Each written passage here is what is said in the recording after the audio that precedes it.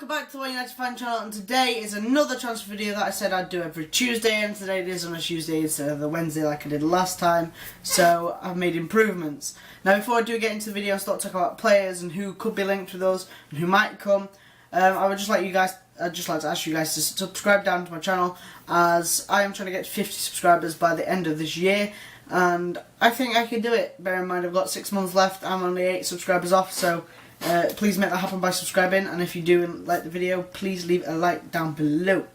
Anyway, let's get into the video.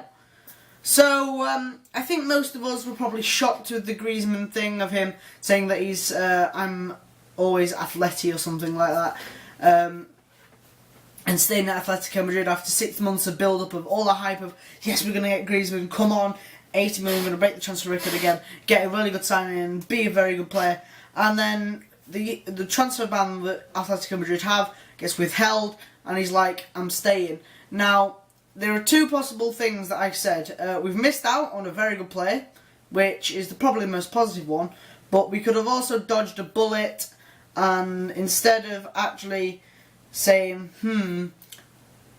if he's that loyal to Atletico, would he have actually been well in the Premier League? Would he have done well in the Premier League? So, that's what I say.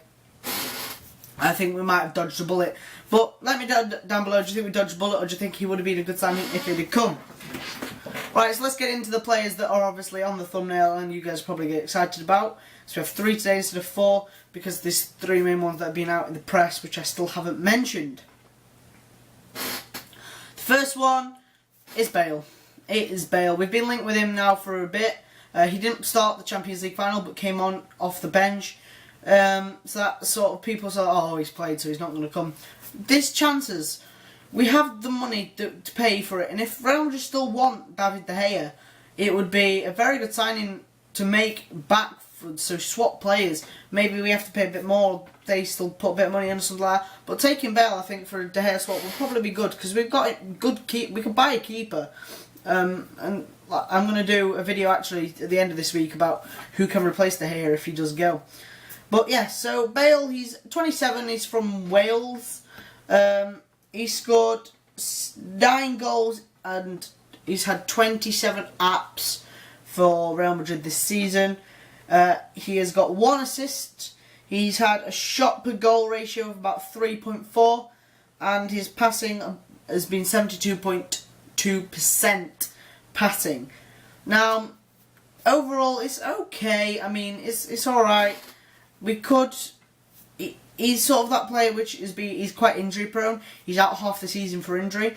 But if he came to Man United, he would probably be he would be a world class signing. It would be a good signing for us to make. It would be one of those big signings which would go to Liverpool. You've signed Van Dijk for something like 50 million, which was an absolute waste.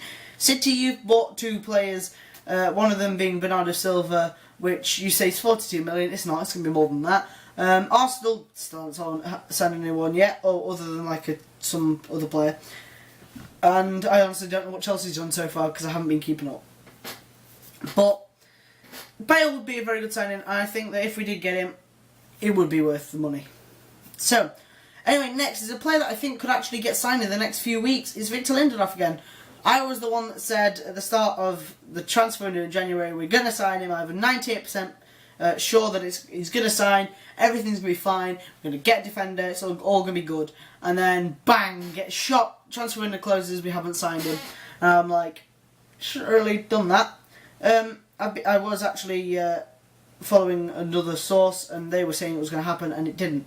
So, this time I'm going to keep it to my own opinion. But I actually think it can happen. I think it can happen. About £40 million, I think, it would cost to bring him in. He's not too bad defender. He's not too bad defender. For 22 years old, he's not bad. Playing Benfica, he's played many games and he's seen solid in those games that I've seen him play. He's had 45 apps. He's scored a goal. He's had a 1.3 tackles per game. So he's making tackles every game, which is good. And he has an 88.5% passing percentage, which is good because, you know, when you're playing it out the back, because that's how we like to do it, we don't like to hoof it forward most of the time. When we're playing out the back, you need that passing percentage, so it needs to be high, and it's high enough. Overall, Victor Lindelof seems a very solid player. I've seen him play 3 games, and in those 3 games he seemed a very solid centre-back. And pairing him up with Bailly, I would not mind. A lot of people say, oh, I'd rather take Varane.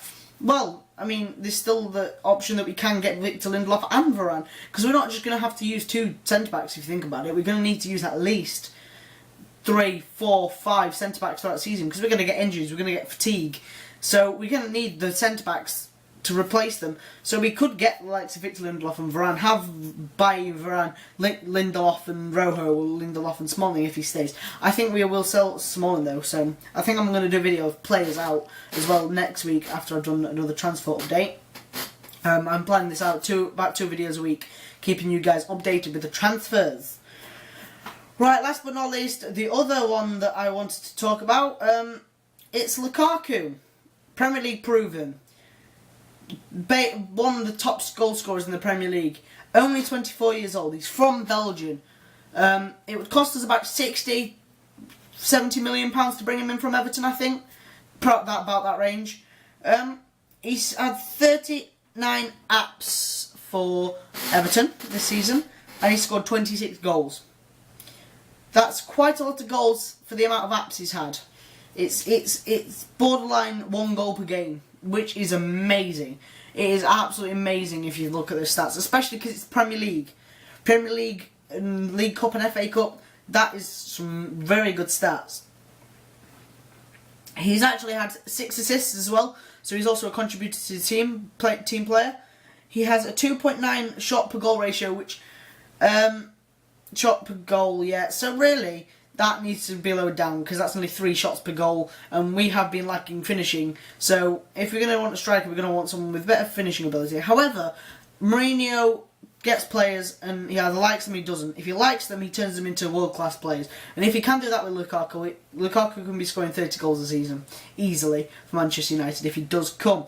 And he has a 66.5% passing. That's also another limitation of his. It's not the best passing, but when you're a striker, you're also going to want to be able to pass the ball. You don't have like a 60% passing percentage because you're going to want something like 70-80, being able to distribute the ball onto the wings for them to run down. You get back into the box and then score. So his passing and his shooting could be improved, but 26 goals, you really can't complain. He has been very good, and it's unlucky that Kane overtook him, I think, in the fight for the Golden Boot. But I think Lukaku definitely would be a very good signing. It's one of those signings like, fine, yes, he's Premier League proven, but is there better out there? Players could come and flop. So really, it's not that signing where I'm like, I would be happy if he comes in, but it's not one that I'd be making as my first signing. I'd definitely be wanting to strengthen up either midfield or defence to start off with. Right, that is everyone. So this Friday or Thursday, I think I'll probably do it Friday, so it's coming up to the weekend, I will do top 5 De Gea replacements, looking at the people who could replace De Gea.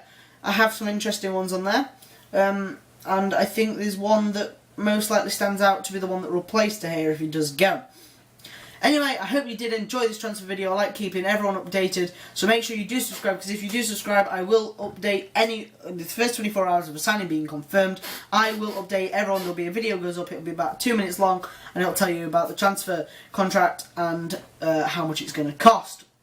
But other than that, social media is down below, Twitter and Facebook. Leave a like on this video if you did enjoy. Comment down below if you want to ask me questions or just talk about something in the comments, because I will reply to every comment that is left down below. Anyway, take care, and I'll see you next time. Bye-bye.